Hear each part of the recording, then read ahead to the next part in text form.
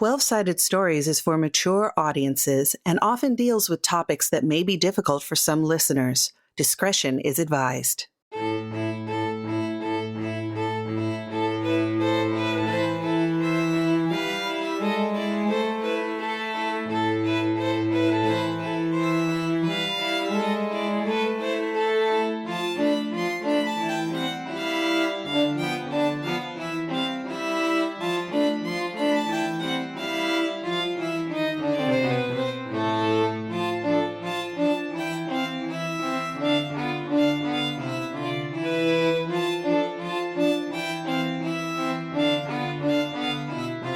Come, brave the dark woods of folk horror with us in this Vason actual play, The Hidden North. Remember, 12-Sided Stories are always story-heavy, rules-light, and full of fright. Hello and welcome to The Hidden North, episode number 16. My name is Wes Otis, and I am here with some wonderful players. Let's start with Saint. Hello, I am Saint, and I've been playing Sieve, our, semi-calm, semi-suffering occultist. And we are ready to solve some mysteries, especially about this darn nun. Sorry, unholy to say that. Hello, everyone. I am Piper. I use they, them pronouns. And today I'm playing Elizabeth Peirce, who uses she, they pronouns. Elizabeth is the writer and is also very excited to uncover these various mysteries and hopefully call out the church in the same breath. Hello, everyone. My name is Candace, also known as Candace the Magnificent. My pronouns are they, she, and I am playing our Dr. Hildegard Brunson, also they, she. Hey, I'm Michelle, and I am playing Greta, your local academic, who is hoping that we all survive through this. Awesome. So this is a good place for a recap. In the last episode, we actually had quite a bit of tension. You all were in the troll's abode, a cave, looking after Linnea, who had been kidnapped from the asylum where there was this massacre. And the trolls had said that they would take care of Linnea. You also ran into Mother Superior. She attacked you all, choked Hildegard, and said that Vason had taken her children. And you got some more background about maybe what's going on. And the theories that kind of came out was Mother Superior being controlled by the Fairy King? Were the two sides fighting each other for different reasons? Did the Fairy King steal her children because she was committing mass murder against his people? Or was he punishing her for something and had trapped her in this guise? You're not sure. The puzzle pieces are there. It's just there's still one or two things missing. Once you left the Troll's cave, which is part of the fairy realm, you walked into basically winter. It was like December in Uppsala. There was a ton of snow on the ground, basically dark at 3 o'clock in the afternoon. It was kind of strange. You know that it stays darker later and sometimes dark for a long time. But this felt a little different, and you made your way to the church to talk to the current Mother Superior. She seemed almost normal compared to what you've dealt with, kind of open about what was going on, took you into her office. You asked her about possible nun cults. And she's like, no, if they're worshiping another god, then they can't be nuns at that point. And then you asked her about Sister Lucy, and she looked up Sister Lucy to find that the nun you had been speaking to at the Castle Gillenkreuz had passed away over 100 years ago at the same time as Sister Ivka. That brought up a lot of questions. So you're in the office right now of Mother Superior. I always have to say living, so. She has the book out in front of her and goes, yes, according to this, she's dead. You're saying that she's been at Castle Gillenkreuz? Okay. Could she be part of the reason we're seeing so many families, children being killed and women being stolen? I believe so. We're a little bit, I would say, feeling slightly out of time currently.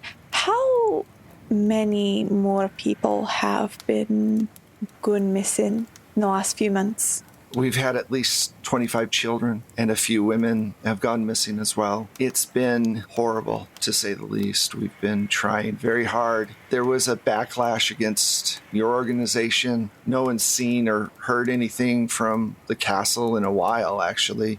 Every once in a while, the butler comes out, but it kind of fell back into disrepair because the locals thought that you all had been part of the massacre. I guess a couple of you had been there first before the police showed up or something. They didn't take kindly to that.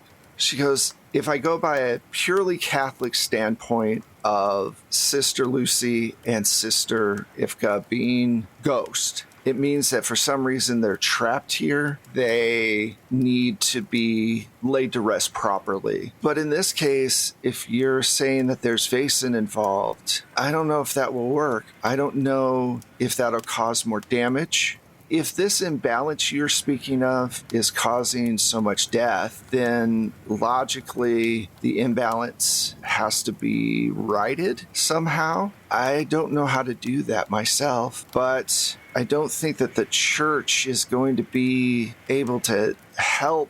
Like, if we stormed over there right now and tried to exorcise Sister Lucy's spirit, I don't know if that would be the right thing to do. It's hard to tell. Do we know where they're buried? Well, I don't know about Sister Ifka. She left the church when she joined up with the society. She had written the book. She joined the society, I think, in order to find more Vaesen that she felt were devils and needed to be exterminated. Then she disappeared, had a child we knew about, we heard rumors about. Then she tried to rejoin the church towards the end, but wasn't allowed to because at the time, I mean, even now, I don't think that if you had a child, I don't know if they would let you back in the convent or not, but I know Lucy should be buried in the graveyard. We don't have a large population, so we should be able to find her. Let me look at more records, and we can go out and see if we can find her grave. Maybe Ifka was buried there with an unmarked grave. That's a possibility. Sometimes nuns and priests will go against the Vatican's rulings in order to put their friends to rest in similar places. Anyway, we won't be able to dig her up, though, because the ground is solid ice right now. Well, definitely locating is the first step, and we can, if it comes to needing to disturb the place, we can maybe just respectfully figure that out. Okay. Well, it's going to take me a couple of hours to dig through a lot of records, but I can get started on that for you. Now, above game, in the meantime, why the sister is doing this, there are some options I'll give you all. The first option is for some of you to stay here and do more research in the church and help the sister, help Mother Superior go through the back catalog of what they have, and the others would go to maybe Castle Gillenkreuz to see what happened there. All of you can go and then come back later to the church to find out if if she was able to find where the graveyard was. There's also the asylum that has been boarded up for a while, or you could go even to the police station and find out what's been going on if you feel like that's going to be helpful at all. So those are the different ways you can go at this point. What sounds best to all of you? My first instinct is to go back to Gillenkreuz to see what's happening in the library and to see if maybe there's something there that could be our supplementary exorcist plan, some sort of additional thing we can do to whatever we can find here at the church or process we find here at the church. But yeah, that's just my first thought. Same idea. Hildegard right now finds themselves wondering what happens when you tell a ghost that doesn't know that they're dead, that they're dead. I think they're like really racking their brains, and they realize that the answer is probably somewhere in the library back at the castle and not in the church's archives. In their mind's eye, Sister Lucy is inviting people over, right? People are coming to the house, which means there's other ghosts. It feels like this is a whole nucleus of people who don't realize that they are not alive, right? It's not just two people, it's a group of people that are caught in this loop. So it's part of breaking that cycle, telling one of them, hey, you're out of time, friend, right? Like, you've been out of time.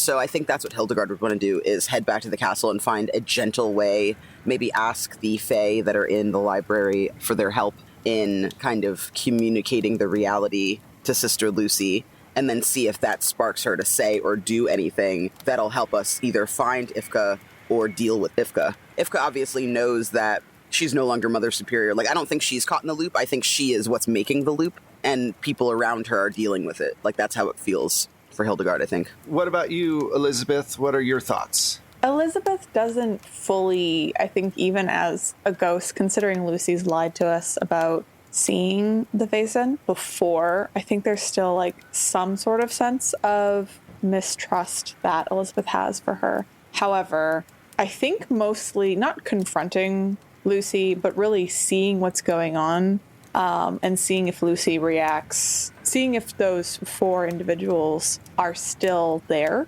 Elizabeth wants to question and see if those other 4 individuals are there and see what's going on, or if there's more people. I think mostly Elizabeth wants to explore the castle and kind of nose around a little bit and see what all has changed. Michelle, while you were gone, do you want to stay at the church, or are you going to go with them as well? I think I'll go with them. No problem. As you guys leave the church, you notice that there is something different about the skyline. The mountain past the forest has become a bit taller. Oh, that's not good. That's not good at all. I guess something might be waking them up. I Oh. think we might be in trouble. Might? Might? I don't know. Hildegard, like, looks at the rest of you shorties and is like, it doesn't look that different. It's slightly taller. Slightly taller. So you make your way over, and as you are going, every like 5 or 10 minutes, you feel the ground shake a little. It's not like a full-on earthquake, but it definitely feels like something is rumbling under the surface. And you make it to Castle Gillenkreuz, and the door is half of its hinge. You definitely smell decay coming from inside. And you're able to remove the door, throw it to the side with the 4 of you. And there's this terrible sight. The 3 of the other people that had shown up are in different places around the room. One of them is bound up in the chandelier. Obviously, it's been a little while because they've decayed quite a bit, but it's the young girl from America. And then the Russian woman is headless on one of the carpets. And the older man with the crow, his torso's there. You don't see his lower half, and it's near the kitchen. It looks like it was dragged out from the kitchen. And there are lots of animal feathers, both crows and sparrows, and all around on the ground. You can also hear the sound of fighting coming from the kitchen. I need a fear check from everyone. You know the mountain is moving, and this is a horrific sight. It's empathy or logic, and you get a +3 because you're all there. I got 1 success. Same. Same. Okay. Okay, you got this, Hildegard. Come on, Hildy. You got this. Come on. Wonk, wonk. I rolled 10 dice, Oh. and I got 0 successes. Oh, My Oh, goodness. no. That's rude. But don't dead bodies give you a superpower? That's why I had 10 dice instead of 8. I get +2 Oh, my goodness. for dead bodies. Because in Call of Cthulhu, if you're a surgeon or a doctor, you don't have to make a fear check if it's a dead body. Yep. Nope. 10 dice, not a single 6. Dang. All right. Well, Sorry, that's a friends. It's That's a okay. good start. Ba-ba-bum. It was the ground shaking. That's the scary part. Clearly. Yeah. Hildegard's like, oh no, my center of gravity. All right. We're going to say that you're terrified. You won't get a condition over it because you are a surgeon, so we won't go that far. Do you want to flee, freeze, faint, or attack?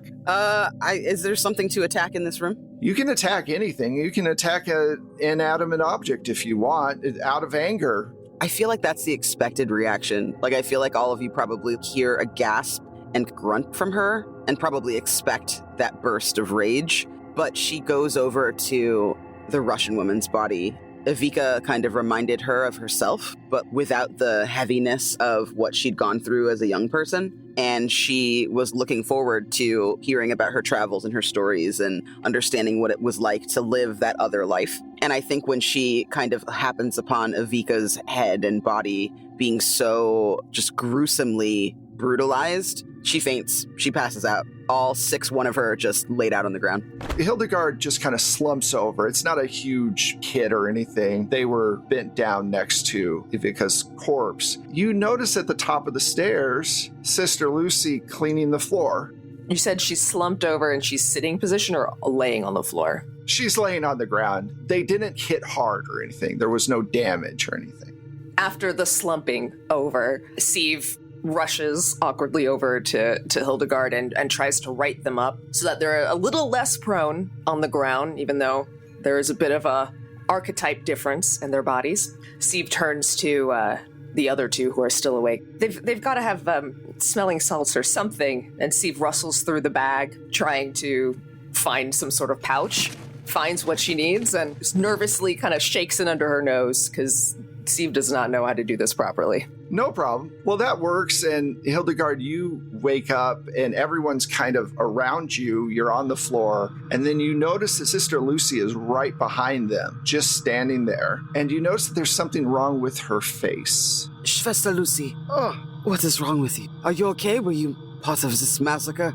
You know my name. It's nice to meet you. We obviously have a lot to clean up. The butler went out to the market to grab some provisions and stuff for us. But once he gets back, he'll be able to help. Did Linnea sent you over from the asylum? Elizabeth turns around to look down at Sister Lucy and will observe, what does her face look like currently? So her right eye is about half an inch higher than her left eye, and her nose has made its way down onto her left cheek a little bit. And then her mouth is just a little bit wider, and you notice that her teeth have started to change into similar teeth that you've seen in Mother Superior. Mother Superior does not have a nose. She has more of an insect look to her, and Lucy looks like she's going through some kind of metamorphosis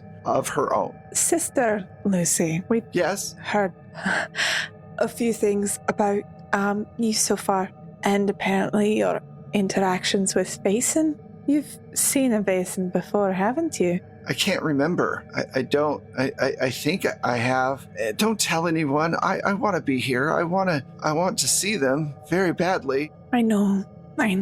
Do you know what happened here? And I just kind of gesture towards, the bodies. Where did these come from? These weren't here. Who are these people? This doesn't make any sense. No. I was cleaning earlier today. I woke up like I always do. Everything was fine. As she spirals, I think Hildegard tries to do a little huddle with everyone still shaking off the mini concussion. I believe they also call it Taylor Swifting off. Yes. What? Sorry, bad dad joke. Shake it off. Anyway, go ahead. Oh my god.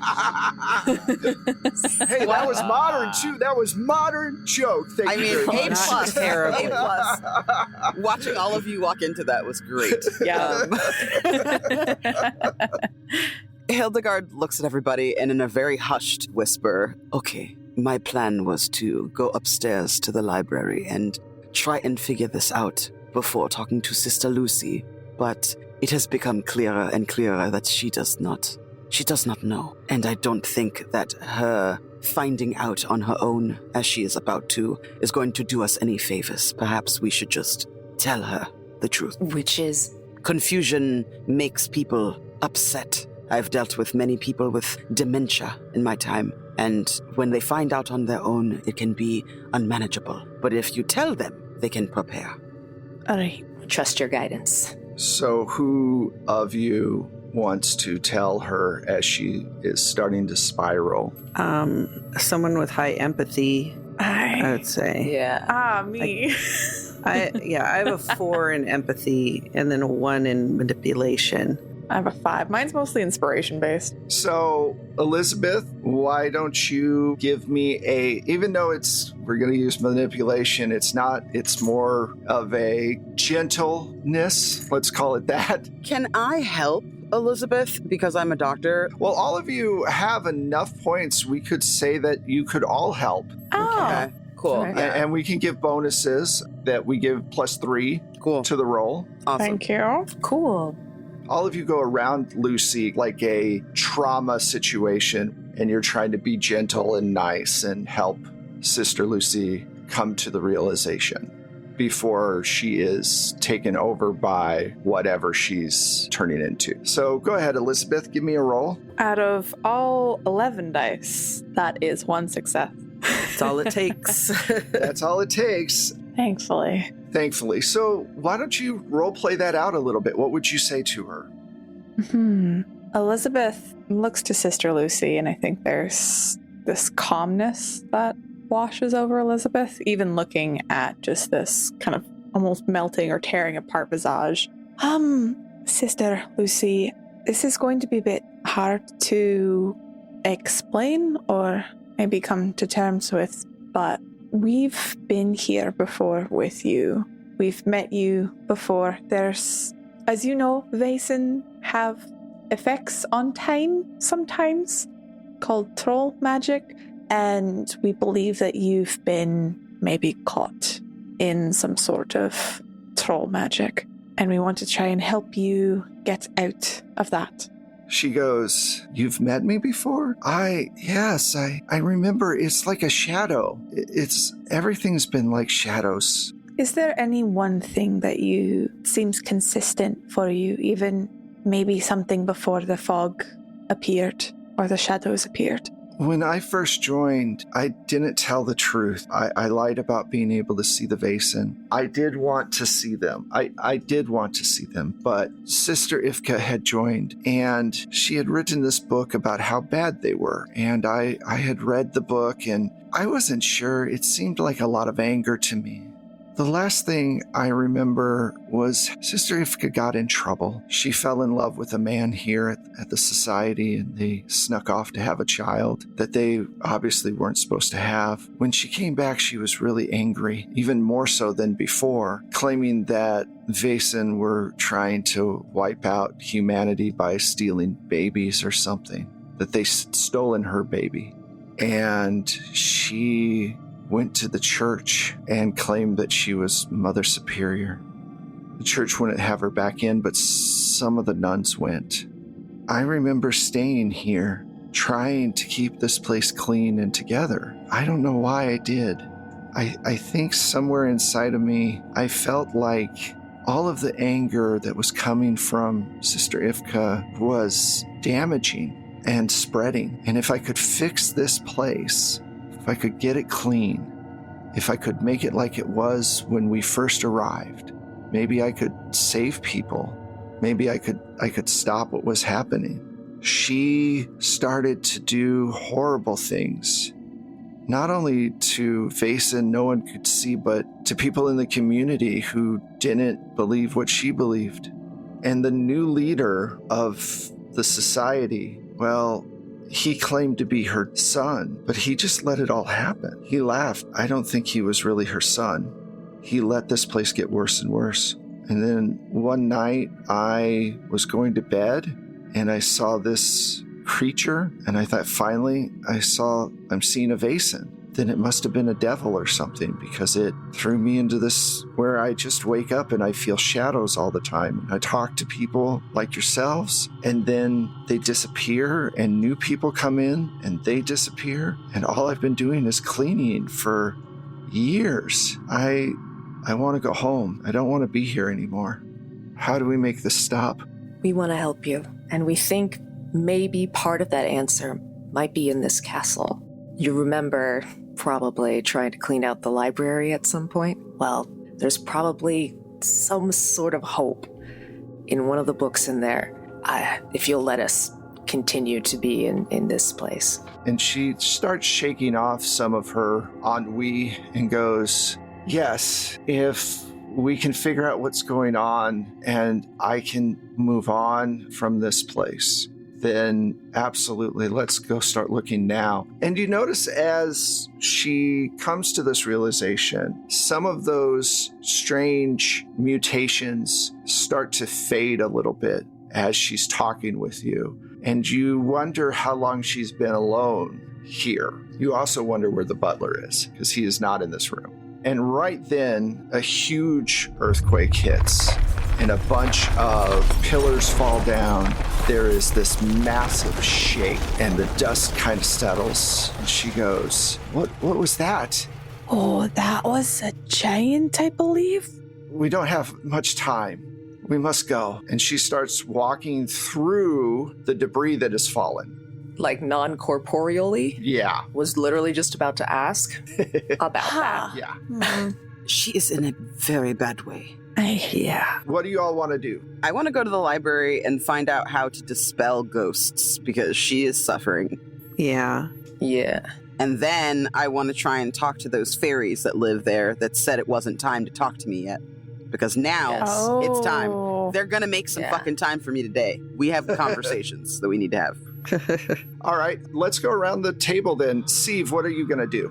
Steve would love to go to the library. Okay, Elizabeth. I think Elizabeth is also going to venture to the library. I think there's definitely, hopefully, something in there. Maybe we can talk to Ralkin about what's going on, maybe how we can stop it, because this is just bad news. Okay, Greta. I'm torn. I want to go to the library because I want to do research, but I'm also curious as to what's in the kitchen, because didn't we say that?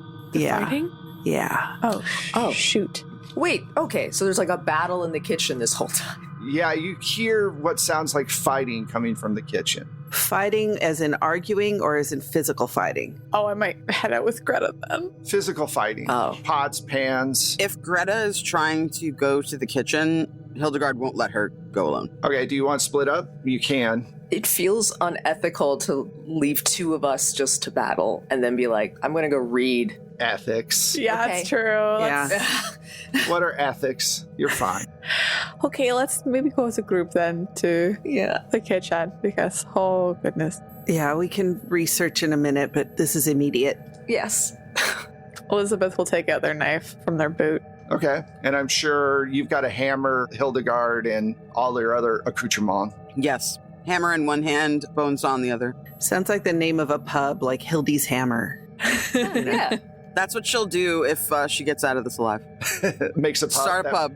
Oh, nice. Well, you've got the background for it, war and all this other stuff. You've got legitimate reasons German. to start. Yeah, a I got pub. it. Yeah, you got it. So you make your way over and you hear the sound of someone throwing pots. You hear someone, a very high voice, yelling in Gaelic, and you hear the sound of, and you're going to hate this, all of you probably, almost like a hive of insects. Oh. No, thank you. It's the buzzing of wings, like really fast, and the chewing sound. And Does Hildegard recognize that sound from the fairies that were flying yes, above her? a lot of them. They go double time. Okay. So you open the door, and here's what you see. On top of the table where the servants used to sit around and eat lunch and dinner and whatever, you see Alcott swinging a pot and smacking fairies away from him. Inside the melee of this cloud of fairies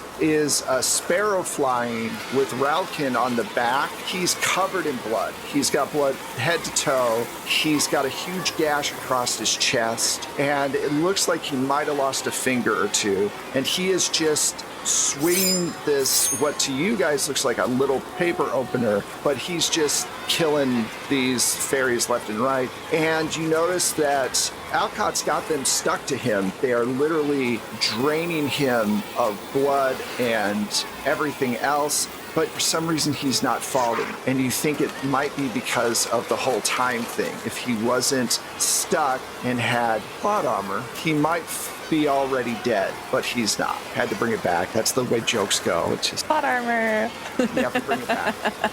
Anyway, this is what you see. What do you want to do? There's literally a couple hundred of these fairies just fighting these two. I think Hildegard immediately tries to command them to stop. Halt! We had an agreement. We talked about this.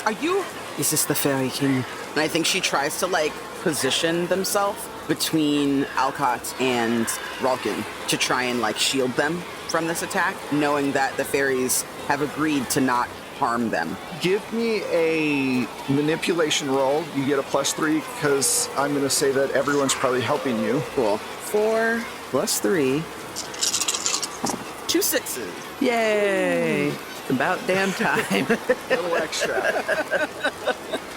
Suddenly, the mass of tear-drinking fairies, because if you remember, they have these long hummingbird-like beaks. Proboscis. Yeah. They slow, and Ralkin is flying in between them, and he literally dispatches 5 of them before he realizes you even spoke. It's almost like this big breath of air comes out of the room. Alcott stops as these other fairies kind of let go, and he sits down and just slumps over a bit. He's very tired. It looks like he's been doing this for maybe as long as you all have been gone, stuck in this room fighting these creatures. He goes, "Where have you guys been?" We got stuck trying to take care of someone else, and we were in the Fey realm, and time moves differently there. When you were gone for a week, I guess the fairies decided that the truce was over, and they killed the others and attacked me. The sparrow's been flying around and helping, but I don't know why, because he can feel himself being attacked. He doesn't see any of it. The sparrow is an ally of a brownie that lives in the house. The sparrow lands, Ralkin gets off of it. He's injured, but he's covered in blood. He's all like, "You wee bastards. Are you done? Do you want more? Look at the floor. I've got most of you down there. Is this what you want?" The fairies are just floating there. And if you look at the ground, there are quite a few of them that have been killed. Hildegard does triage for Ralkin as best she can. She's got giant hands and he is quite wee, but they do the best they can to kind of at least staunch some of the bleeding and stuff, put some styptic powder on him and things. And I think as they're trying to do that, they look to the hummingbird fae and say again, "It is time. It is time. Go back to your master. Tell the Fairy King we would like an audience. This cannot keep happening like this. We are on your side. You should be able to peacefully coexist." And then I think I recount the story of us meeting the trolls in the forest and how they're still alive after an encounter with us. We didn't kill anybody, right? And then I think I talk a little bit about what little we know of Sister Ifka to kind of send that message off to the Fairy King to see if that'll make any difference. Okay. As you're finishing up the speech, you hear this slow clap behind you. You turn to look, and it's Eric Redton and the 18-year-old. And he goes, "Interesting. So now you want peace as opposed to fighting after all these years. You want us to just stop killing you. You'll stop killing us. All humans will suddenly turn into what they once were." We understand that that is a lot to ask and a lot to believe. It is. But as the society, it has always been our responsibility to be a go-between. And for the first time, you have people that are willing to go to bat for you in a way that others have not. Sieve is trying to say something, but all she's doing is kind of gaping and clacking her teeth together as she watches Eric come in. So you want an audience with my father, is what you're saying. I think we were clear on that point, yes. I think there has been a lot of miscommunication and misunderstanding. Sister Ifka was the exception, not the rule. She started a cult. Sister Ifka killed tens of thousands. She's getting what she deserves. This town is going to get what it deserves. So did you lock Ifka in a time loop then? Is that what this was? Same thing with Lucy? Well, Sister Ifka is being punished. They're immortal and will suffer for what they've done. They have pulled in some of those who were near them from that time themselves. We have lost our compassion for you all, so we don't care if some of her cohorts are being dealt with as well. You can't wipe out that many beings without there being repercussions. as this town is about to find out. But why the town? Most of these people, the vast majority of these people, had nothing to do with any of this. This happened hundreds of years ago, or a couple hundred years ago. I don't know. Just like none of the fairies who died in the past had anything to do with anything. They were labeled as ghosts, as demons, as these horrible things that needed to be wiped out. And then she had the gall to have a child against her own ideology in our forest, near us. Of course, my father took steps. She was weak, and we could do what we needed to do to stop what was happening.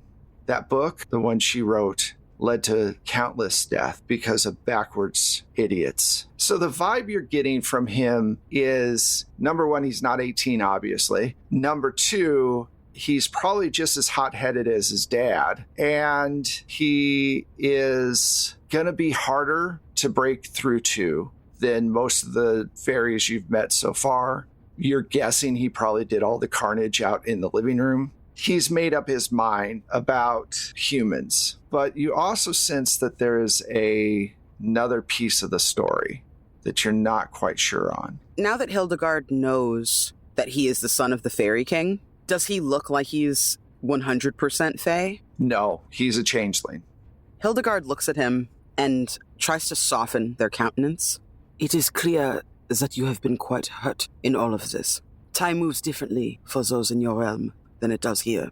So I understand why you do not seek to find a similar common ground that we are asking you for. Could it be that you know Sister Evka personally, intimately? You are a changeling, after all, yes? I was replaced with her child. She was my mother for the first few years until she figured it out. But by that point, I had already grown. I grew faster than a normal child. That was the tip-off. She became violent with me. So, I do not know if this will help you at all, but Hildegard kind of takes a breath for a second and steadies themselves. They can kind of feel the room spinning a bit like it was before. My sister was taken and replaced when I was a child. This is a product. And she takes the sunstone out and shows it to him. I was not scared of your kind, of your people. They treated me with kindness, softness. It was a good experience. I've had many good experiences with your kind in my life. If one person can change, don't the others deserve a chance to as well? Steve cracks. She starts sobbing. She's shaking. And she looks at Eric and she says, I know why why you're focusing on us. So, take us. Why are you saying us? You're one of us. You're not like them. Why are you siding with them at all? You know you're not like them. Steve is looking around. It doesn't need to be one side against the other. It's not just them and us. It is not like that. And you know that I'm an example of that. All right, so what I would like, because that was pretty awesome, Saint, I'd like you to do a manipulation roll, but I'd also like you to, because all of you are trying, so add +3, and then for the role play, add an extra 2 dice. So 5 altogether. Okay, cool. I got 1 success. All those dice. Wow. Okay. Jeez. He stops for a second. He waves his hand, and all of the other fairies disappear. Ralkin's the only one that's there, and Ralkin just flips him off. He's all like, Fuck you. I'm not going nowhere. He goes, I've lived among you humans for my entire life. My father put me here specifically to end this city, maybe even more than that. His rage is pretty high. He's been taunting Linnea for a while now. If humans keep going in the path that they are going, we will not survive. If there are no believers, if everyone takes up cogs and steam engines and whatever else you all come up with to separate yourself from the world, from nature and from magic, we suffer. I don't think there's an answer to that the four of you can give. You can't stop what humans are doing. That's why I think my father wants to wipe you out. A last-ditch effort to save us from just being trapped in the fairy realm forever in a decaying dimension. I understand.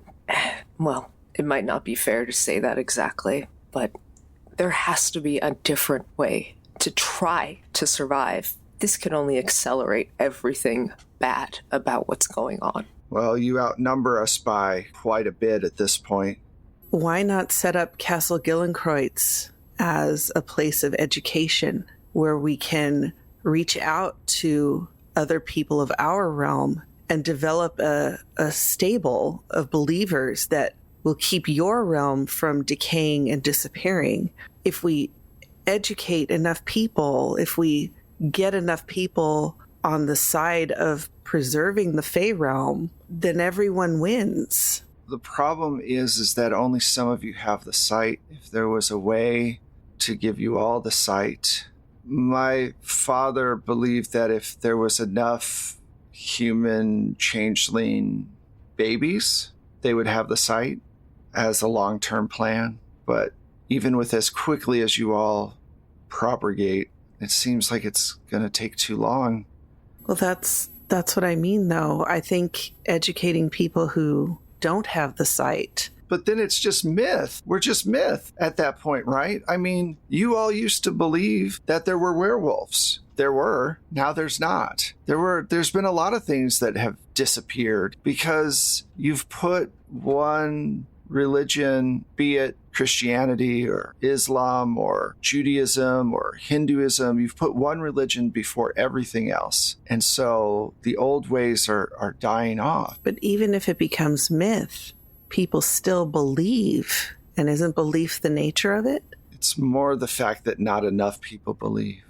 This is academic, but what if we could give everyone the sight? What if we could do some sort of ritual? Use all this negative death, all this carnage to do troll magic, to change the world, to see us. I don't know if that's going to make anything better, but it might give people pause. I wonder if perhaps the middle ground is where we should be playing. What Greta is saying is of turning this place into a source of education. That seems to be important if we're going to be giving everyone the gift of the sight. Some humans are scarier than others, and some Wesen are scarier than others. And to make sure that everyone is on the same page and no one is frightened for no reason, you will need to educate your people, and we will need to educate ours. I hate to say this, I don't think my father's going to see the light on this. He's been raging about it for a long time, and I know that we have to get rid of Mother Superior. She has to be laid to rest. She is unholy. And I think she's got more power than you anticipated. She's a scorned mother. She's lost her child. I don't think my father understands the connection there. Usually changelings, people don't know that they're been changed out. I mean, like her. She probably didn't know until someone told her. I don't think it was caused by you or your father, but we've been in some sort of situation like this before. This is our third time here. The sister's trying to get out of the curse and using you as sacrifices. Aye. So we need to somehow stop this curse so we can stop her, and then we can go forward. So we need to deal with my father some way, and we need to deal with Sister Ivka. Is there anyone who does have influence over your father? Only his violin. Meaning is he has...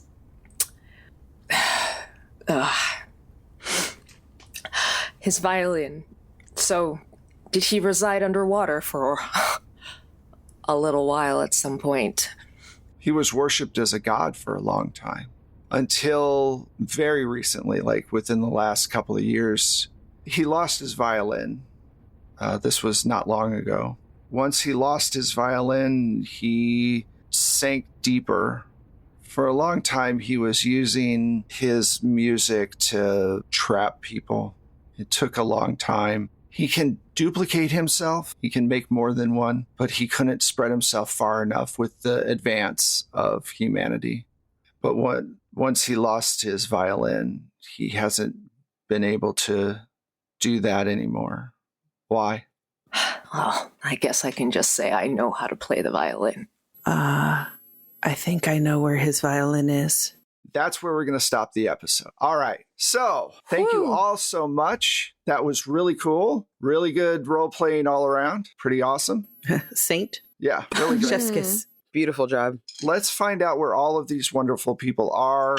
Let's start with Candace. Hello, everyone. It's Candace here. You can find me at the Candace Marie on Twitter and Blue Sky, at Candace the Magnificent everywhere else. You can hear more of me on the podcasts Partial Veil, Bloom and Blight, Frequencies, and Three Black Halflings' new show, City of the Black Rose, Herald of Shadows. Hi, everyone. I have been and will continue to be Piper. You can find me online on Twitter at Maddie Mattihi. That's MattyMatteehee,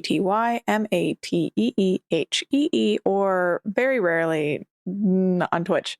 But yeah, you can check out my Twitter for anything that I am up to there if you would like. Hello, I am Saint Spider, and I'm not really on the internet that much, but you can find me in the Discord, 12-side Discord, and on the lovely back catalog, which Wes will tell you where to access it. Thank you. Hey, I'm Michelle, and you can find me on the socials at Michulu. That's Michulhu. And you can find my music and Wes's amazing sound effects if you go to DriveThruRPG and search up Plate Mail Games. And I am Wes Otis. I am also Plate Mail Games on all the different socials. You can find the show on all the podcast platforms, and all of the back episodes are there. We are going to be wrapping up production for a little bit. We've got some new shows coming out from the Patreon that are coming up. Michelle and we're starting a new show. It's going to be a little bit different, but we're going to be jumping into that. So be on the lookout. And yeah, but the Discord will still be there. We're going to maintain the Discord, and we're also going to maintain the back catalog. So come talk to us, see what's up, and tell us if you've enjoyed our show. So again, great role playing this time. Thank you all so much. This was a really good episode, and we will come back with the conclusion of the Hidden North in episode 17. Bye, everybody. Bye.